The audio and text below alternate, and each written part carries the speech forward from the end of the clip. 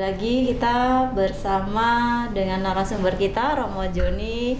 Kita lanjutkan perbincangan kita yang tadi ya Romo, menarik sekali karena usia remaja generasi muda ini sangat rentan sekali ya Romo terkena, atau mereka mulai coba-coba lah Romo, awalnya dari rokok, kemudian dari minuman beralkohol sampai akhirnya ke narkoba. Nah itu remaja Romo. Kemudian mengapa ya Romo justru yang kita perhatikan nih kayak berita-berita ya Romo di televisi dan di berita-berita media sosial itu, kenapa justru orang-orang yang berkedudukan atau punya nama baik lah istilahnya tuh jadi orang-orang yang penting ya Romo ya, kebanyakan itu mereka yang terjerumus ke dalam penyalahgunaan narkoba Romo. Nah ini seperti apa kalau menurut pandangan Romo sendiri, seperti apa?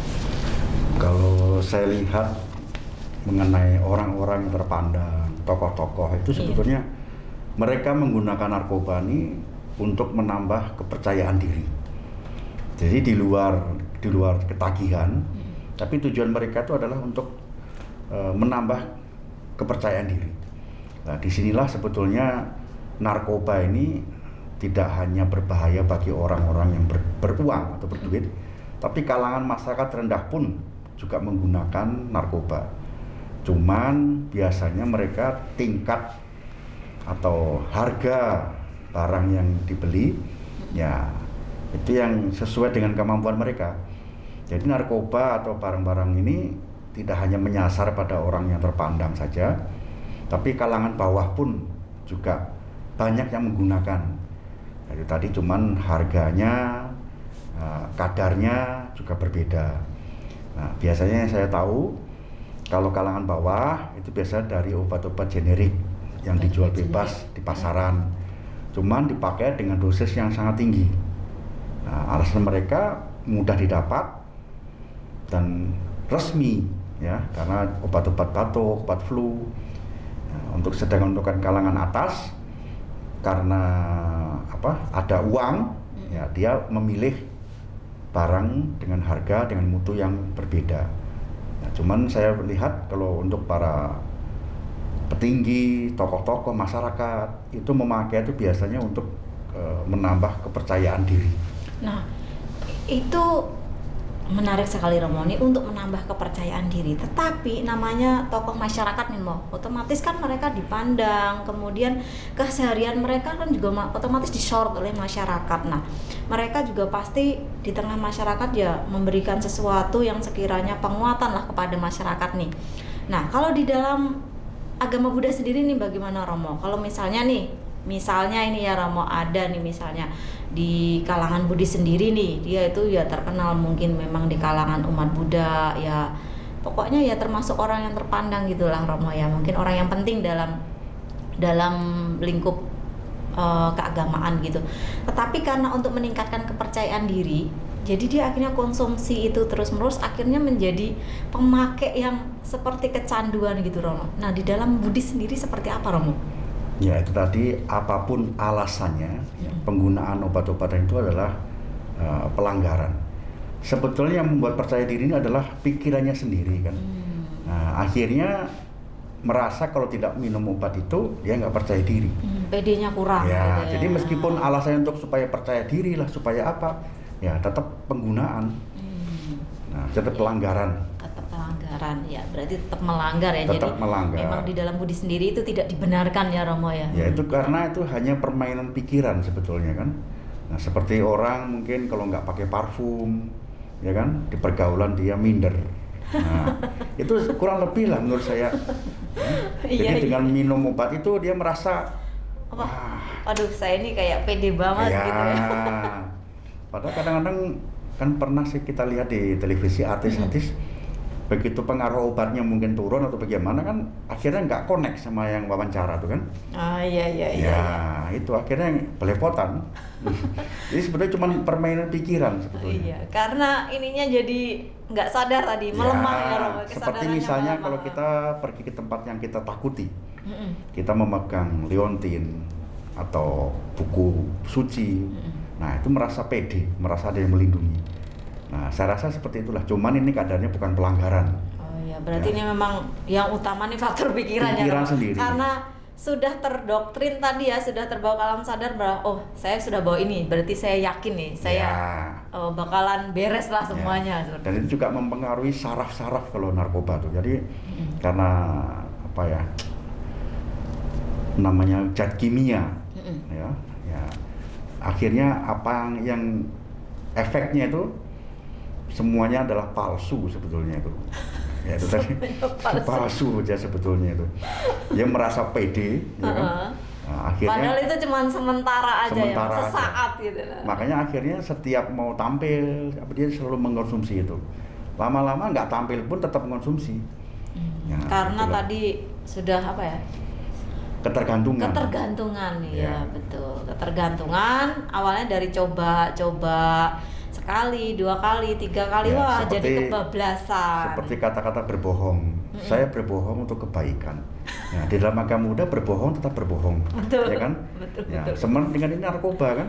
Saya memakai itu supaya saya pede. Itu tetap ya namanya melanggar ya, tetap melanggar. Nah, itu aja.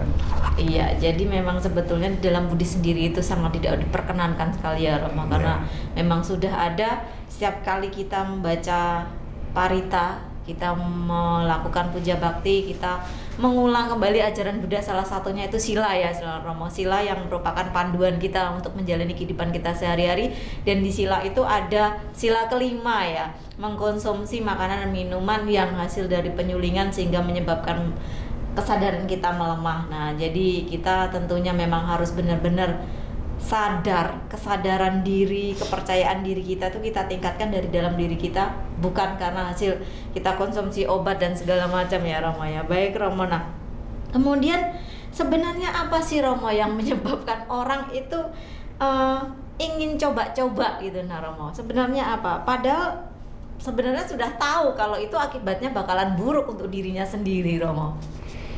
Ya biasanya itu tadilah karena dia merasa apa ya, mendapatkan masalah biasanya, lalu ada yang menggodanya, cobalah. Ya. Itu biasanya di situ mulai. Jadi sebetulnya tetap dari diri sendiri, ya, tetap dari diri sendiri. Jadi dari diri sendiri, memang awalnya coba-coba dari diri sendiri ya. Tetapi faktor lain juga pasti sangat memengaruhi lah ya Romo ya. Ya, itu tadi pergaulan. Berarti memang apa ya, yang paling utama nih sebenarnya di keluarga ya Romo ya. Keluarga, apalagi misalnya kita memiliki anak usia-usia remaja yang rasa ingin tahunya sangat tinggi, keponya dia ini aduh sangat berlebihan. Jadi memang harus sangat waspada sekali kita sebagai orang tua ya Romo ya. Baik Romo, kemudian Romo, bagaimana ya Romo? Kan tadi kalau misalnya nih ada tetangga atau teman kita atau bahkan mungkin di keluarga kita sendiri itu ada yang pemakai. Nah, bagaimana Romo kita mengetahuinya? Kalau misalnya ada teman atau keluarga atau tetangga kita ini dan orang-orang di sekitar kita ini merupakan pemakai gitu atau pengedar, kita ketahuinya sendiri bagaimana Romo? Biasanya namanya kalau teman akrab ya, dalam keluarga, itu perubahan tuh kelihatan sekali. Biasanya cepat lupa atau omongannya tidak nyambung. Intinya kebiasaan-kebiasaan dia tuh pasti berubah. Nah, mungkin kalau yang remaja ini biasanya suka begadang, kan, bangunnya siang-siang. Mungkin dia jadi pemalu, nggak suka bergaul. Nah, biasa jadi intinya perubahan-perubahan kalau memang kita perhatikan itu kelihatan perubahannya. Berarti memang kita harus saling memperhatikan ya Mo. Harus memperhatikan. Jadi memang di keluarga itu perhatian itu sangat penting. Sangat penting. Jadi memang kita apa ya, di dalam keluarga memang harus saling memperhatikan, saling mengingatkan gitu. Jadi memang kadang dalam satu keluarga tuh kan ada Mo yang cuek, masa bodoh, aduh saya nggak peduli, lo gue, kadang ada yang seperti itu ya Roma. Jadi memang sebetulnya perhatian itu sangat diperlukan supaya keluarga kita, teman-teman dekat kita, atau bahkan orang-orang di sekitar kita itu jangan sampai nanti terjerumus ke penyalahgunaan narkoba. Iya Romo, baik Romo. Kemudian Romo, sebenarnya Itu usia berapa sih Romo yang sangat rentan sekali Romo untuk terkena godaan narkoba itu Romo? Karena kan sekarang kita tahu anak-anak nih dari SD pun TK aja, nggak usah SD, TK aja sekarang nih sudah gadget loh pegangannya Mo.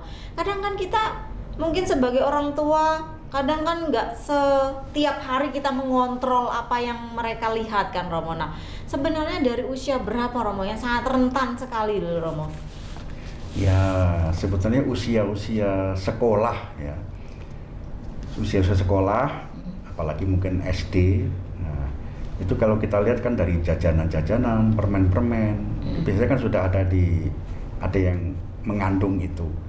Jadi masalah usia biasanya masa-masa perkembangan. Nah, di situ anak mulai berani membantah, mulai punya pendapat sendiri. Nah, disitulah sebetulnya mulai awal-awalnya. Kalau masih TK mungkin saya lihat kalau orang tua ngomong jangan, ya masih takut, dia ada rasa takut. Tapi begitu mulai usia-usia SD sudah mulai kelas 5, kelas 6. Nah, itu biasanya intinya anak sudah mulai punya pendapat sendiri. Nah, punya teman, bisa melihat media sosial. Nah, situ biasanya itu kita harus mulai perhatikan dari situ. Nah, jadi anak harus sering-sering kita ajak ngobrol. Intinya bagaimana caranya kita membuat anak tuh lebih tertarik ngobrol dengan kita. Nah, ini bagaimana triknya nih Romo ya? Karena ya selain Romo Pandita, Romo juga sebagai orang tua nih ya. Nah perannya sebagai orang tua nih Romo, kadang kan karena anak-anak ini kan kadang kalau kita sering banyak tanya, aduh papa mama nih cerewet sekali. Nah triknya Romo supaya anak-anak itu juga lebih terbuka dengan kita dan kita pun juga enak mengontrol mereka itu seperti apa Romo? Ya kita harus bisa memancing-mancing mereka ya. Jangan nunggu mereka bertanya kalau bisa. Kita pancing-pancing sambil bercanda. Misalnya kalau ini pribadi saya ya, anak ditanya sebagai candaan, wah sudah punya pacar belum apa ya? Oh ya, jadi ya, sambil bergaya, ngobrol ya, gitu ya. Dan kita juga ingat, kita juga harus memberi teladan sebelum kita sendiri membetulkan mereka, istilahnya menasihati mereka. Kita harus betul dulu. Nah ini yang biasanya yang terberat. Anak lebih suka melihat daripada contoh langsung tindakan ya, daripada kita kasih teori-teori yang terlalu contohnya banyak. Kalau misalnya kita nih merokok, nah kalau menasihati anak jangan merokok ya. Sementara orang tuanya sendiri merokok gitu ya. Akhirnya diketawain, akhirnya omongan kita nggak dianggap. Betul. Jadi akhirnya udahlah. Toh orang tua kita juga ngomongnya seperti itu tapi masih melakukan itu. Jadi kita harus benar dulu, misalnya anak nggak boleh main gadget, dibatasi ya. Kita juga harus di depan mereka jam-jam tertentu, jam tidur ya jangan menggunakan. Tapi kalau orang tua menggunakan gadget ya dia pasti ikut. Berarti memang menasehati anak ini tidak perlu panjang lebar kasih teori dari A sampai Z ya Romo. Yang penting intinya kita kasih contoh nyatanya lah ya Romo ya. Kita membuat diri kita sebagai teladan. Ya. Betul Romo. Ya baik Romo, menarik sekali Romo. Tapi nanti kita akan lanjutkan perbincangan kali ini. Tentunya masih dalam acara yang sama, Mimbar Agama Buddha, setelah yang mau lewat ini.